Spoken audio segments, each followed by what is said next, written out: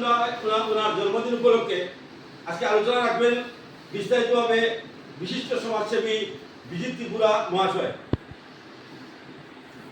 নমস্কার সবাইকে।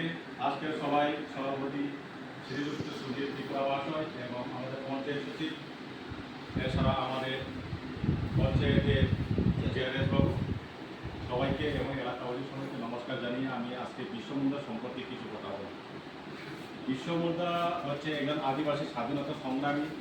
উনি জন্মগ্রহণ করেছিলেন বর্তমানে ঝাড়খণ্ড আমাদের রাজ্যতে, এবং সে 1875 খ্রিস্টাব্দে তিনি জন্মগ্রহণ করেছেন। সে একজন স্বাধীনতা সংগ্রামী, আদিবাসী স্বাধীনতা সংগ্রামী। তিনি সমাজ সংস্কার এবং সমাজের ধর্মীয় সম্পর্কে তিনি বিশেষ জাগ্রত ছিলেন, এবং ওনার যে এলাকাবাসী ওনাকে ভগবান হিসাবে তিনি স্বীকৃতি পেয়েছেন, এবং একজন আদিবাসীর একজন প্রথম স্বাধীনতা সংগ্রামী। উনি স্বাধীনতার জন্য খুব কাজ করেছেন।